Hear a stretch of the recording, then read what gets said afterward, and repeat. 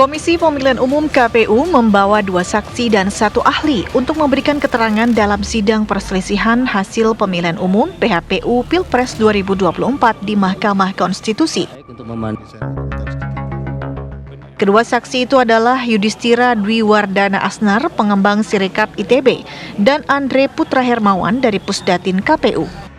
Sementara ahli yang berbicara di sidang adalah Marsudi Wahyu Kisworo. Sidang MK kemarin juga menyoroti perihal akurasi dan akuntabilitas sistem informasi rekapitulasi atau Sirekap milik KPU. Selain KPU, saksi dan ahli dari Badan Pengawas Pemilu juga memberikan keterangan mengenai sengketa Pilpres. Bawaslu membawa 1 ahli dan 7 saksi. Ahli yang memberikan keterangan dari Bawaslu adalah Muhammad Al-Hamid, Guru Besar Fakultas Ilmu Politik dan Ilmu Sosial Universitas Hasanuddin. Muhammad juga pernah menjabat sebagai Ketua Bawaslu periode 2012-2017.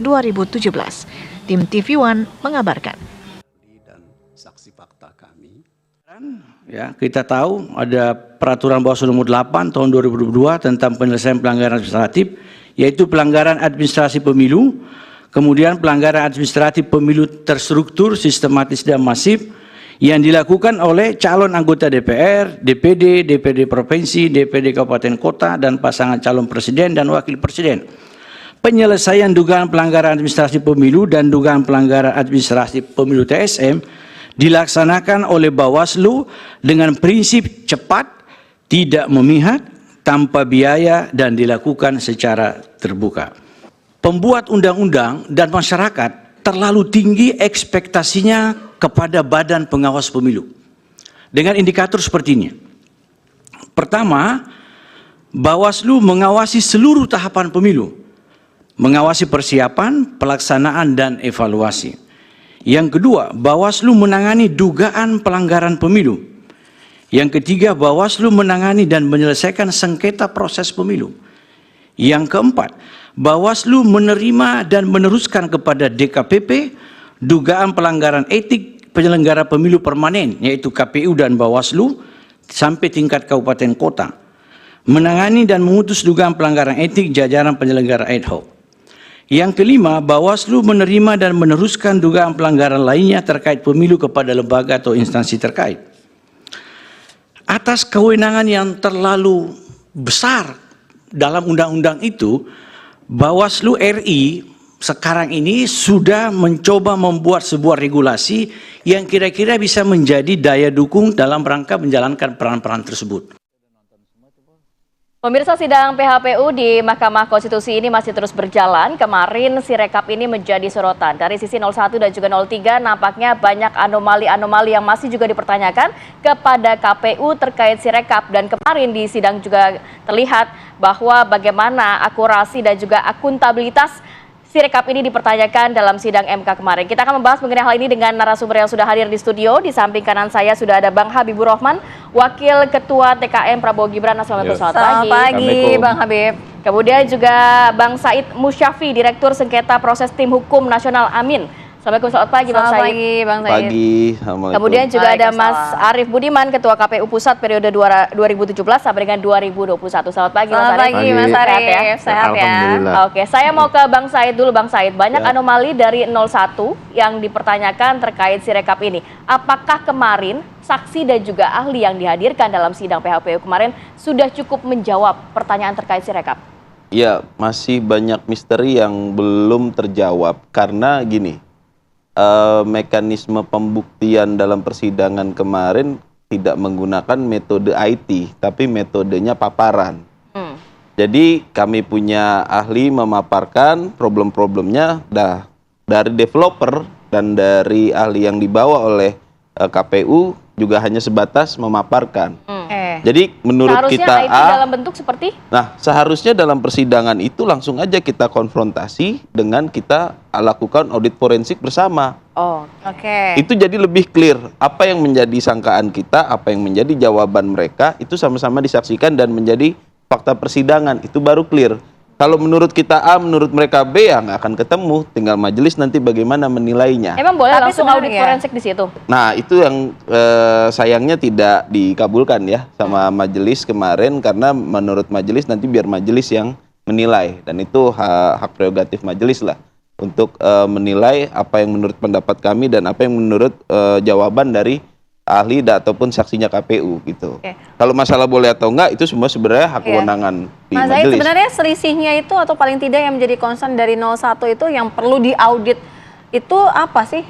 Lebih kepada dari mana? C1-nya kah? Atau ada beberapa halnya kah? Jadi gini, beberapa informasi ataupun jawaban serta fakta persidangan itu agak ambigu. Contoh gini, menurut KPU itu Sirekap ini hanyalah alat bantu, Ya. ya kan? Nah, sedangkan dalam faktanya ini digunakan sebagai alat utama. Kenapa kami bilang alat utama? Faktanya pada saat persidangan, ketika kami mengajukan saksi fakta yang menyatakan adanya dugaan error sistem atau Sirekap ini jadi alat bantu kecurangan karena dia tidak uncontrol lah dari si pemilik akun, ya kan? Itu pada faktanya mereka tidak bisa, KPU ini ahlinya ataupun saksinya tidak bisa membuktikan secara valid apa yang kita sangkakan melalui saksi kita ini itu benar gitu. Jadi kita bingungnya karena ini kok seperti dibilangnya alat bantu tapi dijadikan rujukan utama, ya kan? Kita bilang Dijadikan itu sebagai rujukan utama seperti apa, Bang? Simpel Karena aja, kan dalam kita tahu bahwa persidangan- perhitungan secara manual juga tetap dilakukan. Sirekap hanya sebagai alat bantu saja. Betul, tapi faktanya dalam persidangan ketika hasil atau saksi fakta kami hadirkan, KPU merujuk bukan pada hasil yang di manual kok, dia merujuk pada Sirekap juga. Oke. Iya kan? Oke, Nah, tahan dulu. siap. Nanti selanjutnya kita balik lagi ya. Tapi saya mau ke Bang Habib. Bang Habib, ini sebagai alat bantu, bahkan ada alat bantu kecurangan tadi disebutkan di situ. Anda melihat apakah Sirekap ini justru seperti itu, atau sebenarnya memang kalau kata kuasa hukum Anda kan ini kan hanya sebagai alat bantu saja. Sekarang apa setelah jeda? Sekarang. Udah tahu dia keren. Tenang, kita kasihkan waktu kepada Bang Habib. Ya, jadi jelas ya, by regulation secara hukum memang alat bantu dan secara de facto alat bantu. Seluruh rakyat Indonesia tahu yang dihitung itu dari TPS. Ya, manual berjenjang ya. Mengikuti semua, ya. Lalu ke kecamatan, masyarakat mengikuti semua, termasuk juga para saksi dari paslon yang semua juga tanda tangan sebagian besar, ya.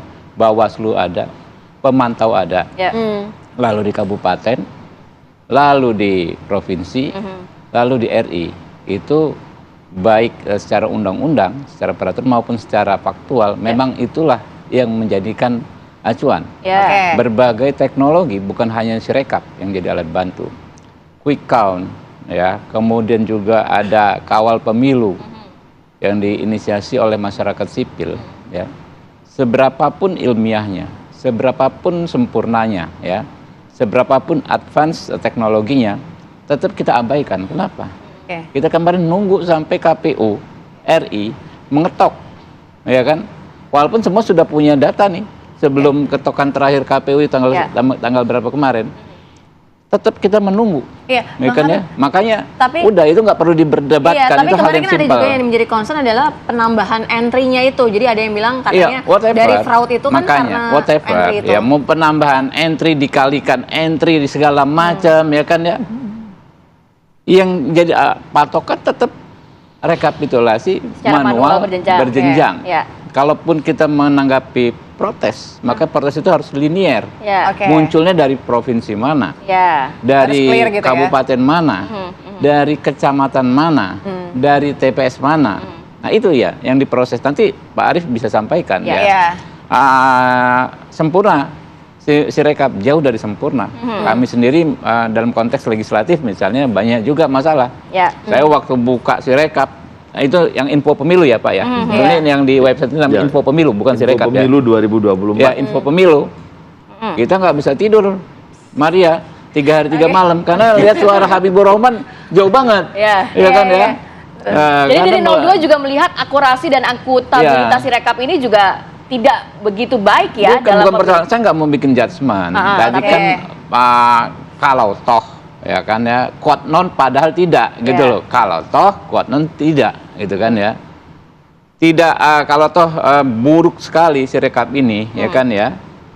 Ya nggak ada kaitannya dengan validasi hasil rekapitulasi berjenjang yang diketok oleh oleh KPU RI. Oke. Kalau teman-teman melihat ada permasalahan yang ada di Sirekap, tinggal mengecek bagaimana halnya duduk persoalan di rekapitulasi berjenjang. Oke. Kalau ini berpengaruh, pasti mereka sudah lakukan protes, Oke. memprotes.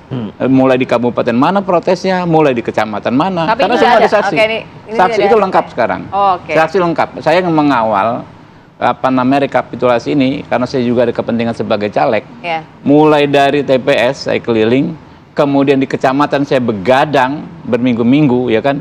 Di kabupaten saya kawal juga, saya hadir langsung pakai Ya, oke. name tag gitu kan. Di provinsi juga. Itu yang namanya sistem penghitungan rekapitulasi berjenjang, bahkan sejak zamannya Pak Arief sudah sangat advance. Kita masukin data, jangankan data jumlah pemilih, data orang yang hadir nggak sinkron, satu suara saja tabelnya merah, ada kayak alarmnya gitu loh. Itu sejak 2014 ya Pak Arief ya? 2019 bahkan ya 14 ya. Oke, baik. Jadi Bang sudah begitu advance sistemnya rekapitulasi berjenjang. Apakah kita ingin memberikan masukan terhadap Sirekap? Tentu Ya, oke. untuk yang ke depan. Baik. Tapi apakah ini menyerang atau mempengaruhi validasi hasil penghitungan berjenjang? Menurut saya tidak. Oke, Tidak. Mas Arief sebenarnya ini mempengaruhi validasi atau tidak sih apa yang disangkakan oleh dari kubu 01 Mempengaruhi dan validasi 03? maksudnya? Iya, jadi kan kalau misal mempengaruhi keabsahan hasilnya gitu. keabsahannya Oh. gitu. Karena kan tadi kan ada yang dituduhkan itu bahwa ada pengalian entry, kemudian ada penambahan, ada fraud suara di situ gitu karena Sirekap juga. Enggak, sebetulnya secara regulasi ya tidak mempengaruhi. Memang Oke. karena Sirekap itu di dalam peraturan KPU pun, karena di undang-undang sebenarnya tidak mengatur soal itu ya. Oke. Karena di undang-undang itu mengatakan rekapitulasi berjenjang. Dokumen manual yang digunakan sebagai dasar. Ya. Kontarior Sirekapnya bukan acuan gitu kan. Nah, dengan di dalam peraturan KPU disebut fungsi Sirekap itu apa? Ya. Itu ada 3 fungsi Sirekap. peraturan KPU ya. Yang pertama untuk sebagai alat publikasi hasil penghitungan. Itu fungsi yang pertama. Publikasi hasil penghitungan. Ya, Oke. jadi penghitungan Yang bisa itu diakses artinya ada di semuanya gitu ya? TPS. Oke. Ya. Yang kedua, publikasi hasil rekapitulasi. Itu artinya ada di kecamatan, kabupaten, provinsi sampai di tingkat nasional. Rekapitulasi ada di situ. Yang ketiga, di situ memang disebutkan sebagai alat bantu proses rekapitulasi. Apa yang dimaksud alat bantu itu? Jadi ketika misalnya sampai kecamatan gitu ya, dilakukan rekapitulasi. Nah, alat bantunya apa? Sirekap. Karena Sirekap itu akan mampu memperlihatkan TPS nomor 1 angkanya sekian, TPS nomor 2 angkanya sekian. Ini dokumen yang dijadikan, dokumen manual tadi maksud saya, ini yang dijadikan dasar untuk membuat berita acara hasil rekapitulasi di tingkat kecamatan. Artinya bisa dipertanggungjawabkan secara detail begitu ya? Karena bisa. ada Kalau Sirekap ini tidak, mohon maaf nih saya mengatakan tidak bermasalah, sebetulnya dia akan membantu untuk mengkonfirmasi ini. Proses akan lebih cepat. Itu begini, Sirekap kan bisa diakses siapapun. Ya. Sirekap ditampilkan. Setelah ditampilkan, semua orang ini kan, semua saksi kan sudah pegang dokumen nih. Ya. Silakan Bapak cek apakah ada yang tidak sesuai dengan dokumen manual. Nah gitu. Jadi dasarnya memang dokumen manualnya. Begitu tidak ada, selesai sebetulnya. Langsung dicetak, klik. Jadi proses itu sebenarnya bisa cepat. Biasanya karena human dengan error dukungan atau Sirekap. technical error Sirekap atau mungkin zamannya Pak Arief situng lah ya. Jadi Ya. bisa Ya. dapat dikategorikan kok ada dugaan-dugaan bermasalah di situ. Kalau situng sebetulnya masih sangat mungkin terjadi human error. Karena waktu itu input angkanya dilakukan oleh petugas. Ya. Oke. Nah, kalau sekarang kan tidak ada input angka oleh petugas. Foto saja Iya, kan. Pakai mesin. foto. Pakai Aplikasi. mesin, Ya. aplikasi Sirekap ya. itu. Begitu dokumen di C1 di TPS itu difoto, dikirim ke pusat data kita, pusat data KPU. Pusat data itu langsung akan mengumpulkan TPS 1 angkanya sekian, TPS 2 angkanya sekian, TPS 3 angkanya. Langsung dia dijumlah. Jumlah Jadi nggak akan bisa dijumlah. memarkup jumlah gitu? Tidak akan Hah? bisa memarkup jumlah menaikkan Manusia atau... tidak bisa. Logiknya Tidak bisa. begitu, mestinya Oke. tidak bisa. Karena Tidak berdasarkan bisa. Tapi aplikasi ada itu problem ya? memang gitu Oke. kan. Manusia nggak bisa dengan sengaja intervensi ketahuan. Karena namanya kita bicara digital itu kan ada rekam jejaknya. Ya. Data ini masuk dirubah sekian Ya. pasti Ya. ketahuan. Tetapi insidental mungkin terjadi yang by technical and human error. Misalnya angkanya tidak terbacanya berapa gitu. Cara ngambilnya dari kanan ke kiri, dari kiri ke kanan. Ini yang jadi problem kemarin. Nah, oke, ini tahan dulu ya. Dia kena setelah jeda. Kita harus jeda terlebih dahulu ya. Nanti kita bahas problemnya ya. Kita akan dengarkan usai jeda. Saya sudah bisa jadi